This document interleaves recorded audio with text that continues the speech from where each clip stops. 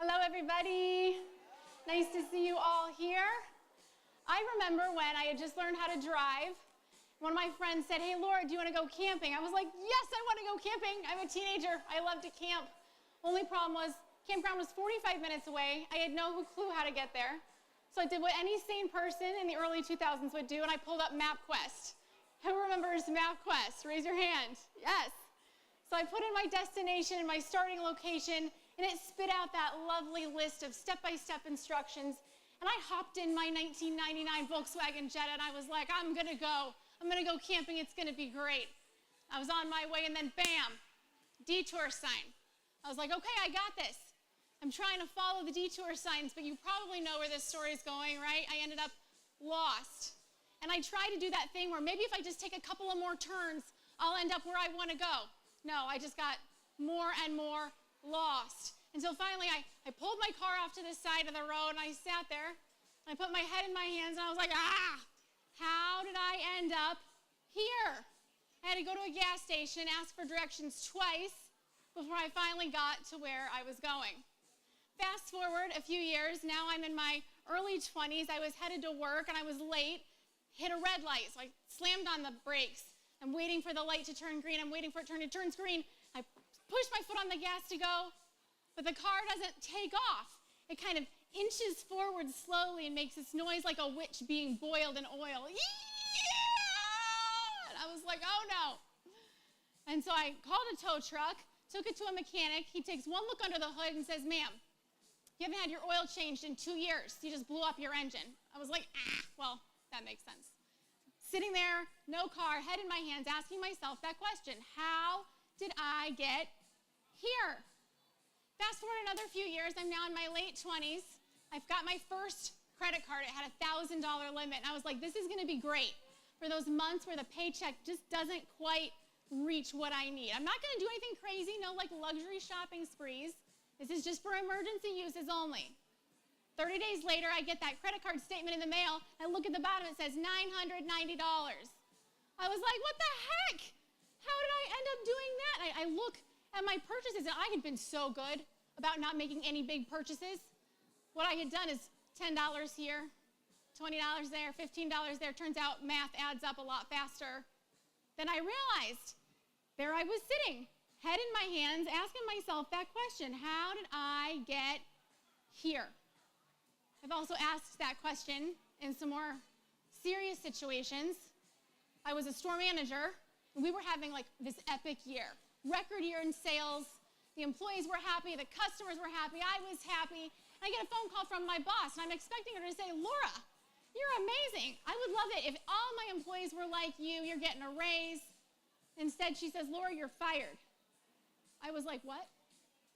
She said, "I noticed you've been switching employee time cards from hours worked to vacation time, so your management team could hit their bonuses." I was like, okay. And I sat in that manager's office with my head in my hands going, what had I done? How did I end up here? I also asked that question in relationships. I had just gotten married. My husband was a firefighter, and they work 24 hours on, and then they have 48 hours off. But I had married a go-getter, an achiever. So in his 48 hours off, he volunteered at a local fire department for 12 of those hours. And then he was taking nursing classes so he could get his nursing degree, become a paramedic. Again, climb that ladder. I was like, you go, babe. Good for you. I was supporting him. Only problem was 24 hours of work, 12 hours of volunteer time, 8 hours of classes, 24 hours of sleep. Didn't leave a lot of time for me. And I started to think, am I not fun enough? Am I not pretty enough? Am I not worth enough for you to want to spend time with? Like, what's wrong with me that you would rather be out there doing things than spending time with me? But you know who thought that I was pretty and was funny and wanted to spend all the time with me were my male coworkers. And they loved to flirt, and it was just harmless flirting, right? And they loved to go grab a beer after work, just a beer, nothing crazy. They loved to have me over to their apartment after work to watch a game, cheer on a team, no big deal. But I'll never forget the first time that I cheated on my husband. Or the second time, or the 8th time. I'll never forget taking off my wedding ring and walking up to him and handing it back and saying, I can't live in a lie anymore. And I remember walking out of the divorce court, and I was walking this way, and he walked that way. And I made it to my car, and I sat there, my head in my hands, and I asked myself that stupid question. How had I gotten here? This was not who I wanted to be. This was not me. This person that I had become was not me. If you'll notice the common theme among all those stories, there wasn't one just ginormous, big, bad decision that I made. It was those smaller, micro decisions along the way. I'll change the oil tomorrow. It doesn't matter. It was like I had put blinders on. I'm not going to look over there. I'm not going to change the oil today. Zing, $10 here, zing, $20 there. It's just $10. It's just $20. Those blinders were on, right? It's just 15 minutes of a time card. Just 30 minutes. Who notices 15 to 30 minutes on a time card, right? No big deal. My blinders were on. It's just a beer. It's no big deal. Those blinders were on, and I had put those blinders on so many times that they had gotten bigger and bigger and bigger until it was like I was trying to drive. I was trying to get where I was going in life, but there was a blindfold on my eyes, and I could not see where I was going. And let me tell you, friends, when you can't see where you're going, you're not going to get where you want to go. You're not going to end up any place good. And it's because I was blind. And you might be thinking, Laura, blind. Blind is a harsh word, right? Maybe I don't see 100%. Maybe sometimes my vision is a little bit hazy, but blind is, I'm not blind, right? There are several prominent and knowledgeable people who say, maybe we are all a little bit blind. Leonardo da Vinci said there's three types of people: those who see when they are shown, and those who just don't see. Nicholas Murray Butler, former president of Columbia University, said there are the few who make things happen, the many more who watch the things happen, and the overwhelming majority who have no notion of what happens. And we're all born into that third and largest category of people who don't know what's going on, can't see anything, but then life happens and we wise up. We start to be able to say, okay, I can see when I'm shown, right? I can kind of watch the things happen. And some of us make it to that third tier, right, where we're making the things happen. We're seeing that, we're like, I see that coming. I can see that. But then life happens and stress comes. Stress like marriage, stress like kids, stress like a job change, stress like a move. And psychologists say any one of those stressors is enough to cause somebody to kind of spiral, because you get so focused on that big stressor that your little decisions, those little details, you put those blinders on, it's just a little thing, no big deal. I'll deal with that tomorrow, I'm not gonna think about it. And you can start to spiral out of control. Well, I had four of those stressors. I had just gotten married again, husband number 2. We just had our first baby, so I was a new mom. I had quit my jobs. I had 3 at the time. I quit all my jobs to stay home with my son. And we had moved from Louisville, Kentucky to Houston, Texas for my husband's job. So stressor. So really what happened next was almost inevitable, right? It's almost inevitable. Those blinders came out to the little decisions that I was making. We had moved, so I didn't have family or friends close by. I'd quit my job, so I wasn't going out to a job to work. So why put on makeup, right? I didn't need to self-care. I didn't need to do that, put on makeup. Kind of stopped changing out of my pajamas. Stopped taking a shower. Tack on all that extra baby weight. And I kind of started to think, man, I don't love the way that I look. I felt kind of gross. But I thought, you know what, it's fine. It's no big deal. Not everybody loves the way they look. It'll be fine. I'm just going to deal with the fact that I feel like I'm kind of gross on the outside. And I'd quit my jobs, which I'm a productive person. I was used to being a part of a team, getting the high fives, right? Great job with that project. I was used to getting a paycheck. I was used to being able to cross things off my list.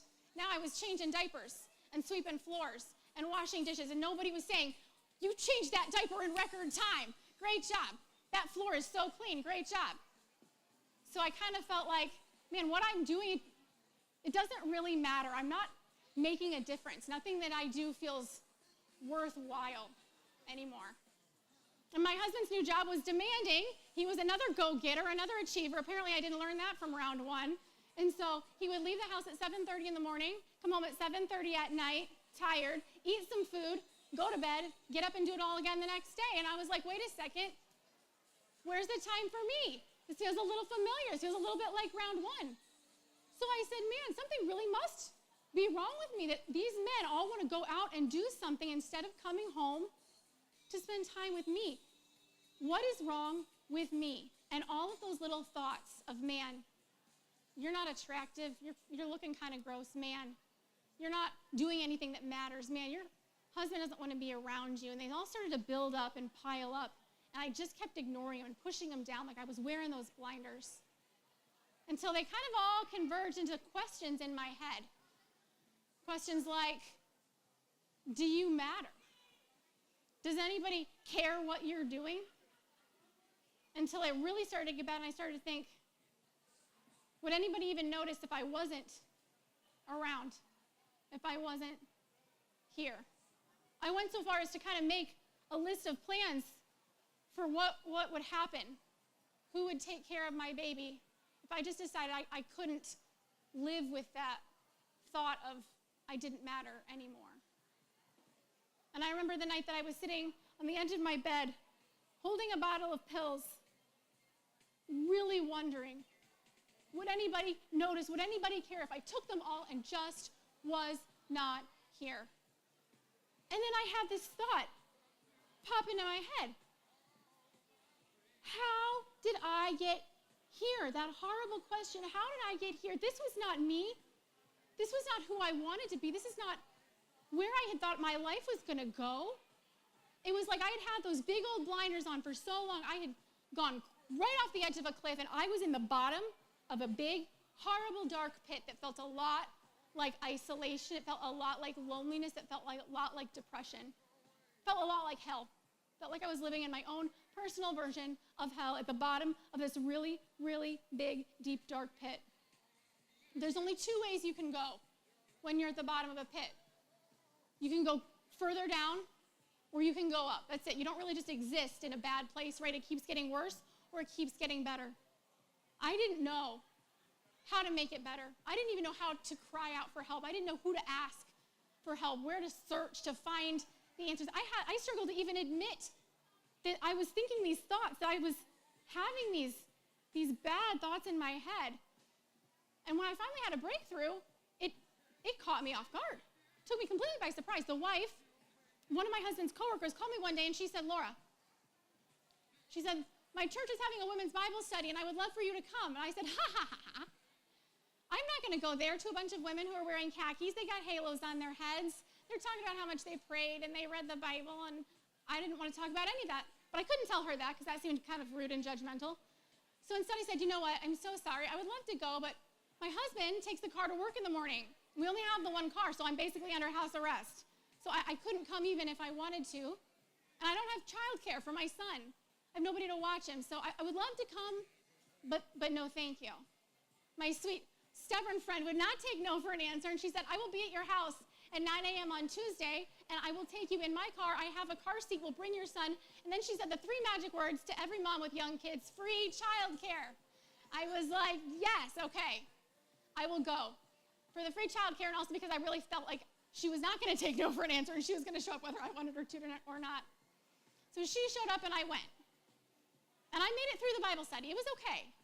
It was kind of nice to shower, put on makeup, put on clothes, feel like I was around adult women. It was kind of nice to have somebody watch my son for a while. And I thought, okay, that wasn't awful. And then they said, now we're going to split up into small groups for prayer so we can get to know each other better. And I thought, oh no, this is the exact thing I've been trying to avoid the whole time. I felt my palms start to get sweaty. I felt the sweat start to bead on my forehead. I don't want to let people know what I'm going through. I don't want them to know how blind I am, how all these problems going on. So in my head, I'm thinking of like a very surface level prayer request, right? Like, please pray for my aunt who's traveling to see my grandma. Just super surface level. Don't get to know me at all. And I was like, all right, I can make it through. I was stealing my nerves. And then the first woman in my group raised her hand and said, I yelled at my daughter this morning for spilling her cereal. She's 2. And that was after I had yelled at her for leaving her socks on the floor. And that was after I'd yelled at my husband for leaving his keys in the car. And that was just this morning. I yell all the time at my family, and I don't know why. I didn't used to be an angry person, but I don't recognize who I am anymore. I don't know how I got here, and she did something that floored me.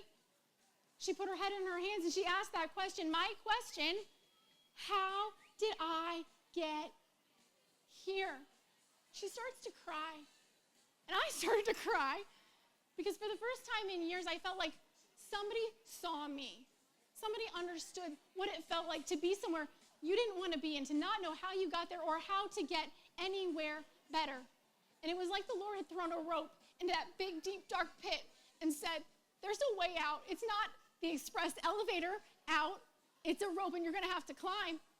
But there's a rope and you're not in this pit alone. There are other people in this pit with you, here to help. And that was my breakthrough moment. And it took about 8.5 years. 8.5 years. The better part of a decade of feeling like it was hand over hand over hand, climbing up that rope out of the big, deep, dark pit. And at this point, you might be thinking, Laura, that was a big pit, right? I'm not in a big pit. Maybe it's just a little pothole. I'm in a little pothole. Or maybe you're thinking, Laura, that pit that you were in, that's child's play compared to my pit. You should see the pit that I'm in right now. How deep, how dark, how lonely this pit is. Friends, let me tell you, small pit, big pit, there's only two ways. You go down further or you get out. Doesn't matter the size of your pit, you can go down or you can get out. You have to have that breakthrough. But I'm going to ask you a question today that I wish that somebody had asked me. Do you want to change? Because if you don't want to change, no program, no 12-step system, no support group is going to help. If you don't want to change, do you want to change? And secondly, what has to break in order for you to find your way through, up and out? For me, what had to break was my bad habit of putting on those blinders and ignoring my micro decisions. I had to break that habit. I had to break the habit of self-reliance and thinking I had to do everything on my own, that I couldn't reach out for help. I had to break my pride of not wanting to say, I'm in trouble, I'm hurting, and I don't know where to look. It all had to break. There's a reason, right? They call it a breakthrough, because something has to break for you to find your way through. I had to break those things in order to find my way through. But the more that I did that, the more that I practiced letting go of the bad habits and paying attention to those small decisions that I was making, every time I made the right one. You know what? I'm going to get the oil changed in my car today. You know, I'm not going to spend the money on the credit card and rack up more debt today. I'm going to go home instead of going out and grabbing a beer. The more that I did that and I practiced that, I saw I was heading in a better direction. I was now going where I wanted to go. And it felt good. It felt like the blinders were coming off and I was feeling brave. And then it got to a point where, okay, now I can see. I can see where those pits are coming. And I can say, not today. I'm not going to end up in that pit today. Not today. And I loved feeling brave. I'm going to ask you another question. We're going to get personal. Where are you at in that cycle? Are you blind? Are you feeling a little bit like you're maybe at the bottom of a pit? Are you struggling through a breakthrough to get out? Or are you brave? And you're like, yes, I have been here before. I am brave. For those of you who would say, Laura, I'm kind of realizing maybe I do put on those blinders and I ignore some of those decisions that I'm making because I think they're not a big deal. Please let today be your wake-up call where you're going to say, I'm going to pay attention to those small decisions that I'm making because I don't want to end up in the bottom of a pit. So I'm going to start now to pay attention to those small decisions along the way. Make today be your wake-up call. Maybe you would say, Laura, I'm at the bottom of a pit. Small pit, big pit, I'm at the bottom.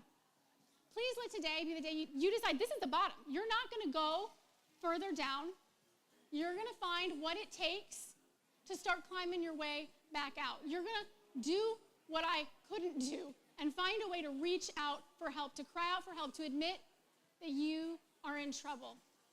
Please let that be the day today. If you would say, Laura, I'm having a breakthrough. I've joined the groups. I've done the steps. I'm working through it, but man, it's hard. I'm struggling through a breakthrough right now. Friend, I am cheering you on so hardcore right now. Keep going. It is worth it. You are worth it. It is worth the struggle to get out of that pit and feel like you are breathing the fresh air. Even if some days it feels like you're climbing up 6 inches and falling back down 24 inches, or even if you feel like you're not making any progress at all, keep going. Don't give up. If you would say, Laura, this is not my first rodeo. I am a brave woman. Congratulations. I am so proud of you. But I bet you have friends who maybe not be quite as brave as you. Maybe they're blind or struggling through a breakthrough or at the bottom of a pit. Be the friend, as a brave woman yourself, be the friend who says, hey, I know you're stressed. I know it's hard to pay attention to those small decisions you're making, but I can see that you're not paying so much attention. Let me help you pay attention to those small decisions that you're making. Be the friend that's willing to get in the bottom of the pit with your friend who's down there and says, I know you're at the bottom and it is lonely and it feels a lot like hell, but you're not alone. I am here with you. I will help you get to where you need to go. Be willing to be in that pit with them. Be the friend like mine who won't take no for an answer. I will take you to that Bible study. I'll take you to the group. I'll take you to wherever you need to go because you're worth getting out of that pit. Be a cheerleader. Be an accountability partner for your friends who are struggling through their breakthrough. Come alongside other brave women because, ladies, we are braver. We are stronger together than we are apart. Find other brave women that can encourage you and connect with you and keep you from falling into the pit and putting on those blinders. People today, they look at me and they say, Laura, you're a best-selling author. You're an entrepreneur, a business owner. You're a speaker. You're a coach. You're a homeschool mom. You've got a petting zoo with 70 pets. And they're not saying, how did you end up here? They're saying, how did you get here? And I always answer that question the same way. I say, I didn't get here easily. It was not an easy journey. I didn't wake up one day and suddenly decide, ooh, look where I ended up. It was a long, hard struggle of a journey. And we all have our stories, right? Our stories of struggle. And I always say, I did not do it alone. I could not have done it alone. The Lord was there. Other women were there helping me every single step of the way to get to where I needed to go. And if you are thinking in your head of who is that group, who is that person that can come alongside me, that can support me in my journey, whether I am blind, whether I'm at the bottom, whether I'm struggling through a breakthrough, or whether I need to connect with other brave women. I hope there are people in your life that you can think of, that you can reach out to. But if there are not, I would love to be that person for you. I would love for my Community Beacon Insights to be a place where y'all can come and feel heard and feel seen and know your story matters, your voice matters, you are special and important no matter what, and that together we are stronger than we are alone. And I think that I still struggle sometimes with getting stuck in one of those categories, but the women in my life come alongside me, and I need them so much, and we need each other so much. So I appreciate you listening, appreciate you taking the time to come out.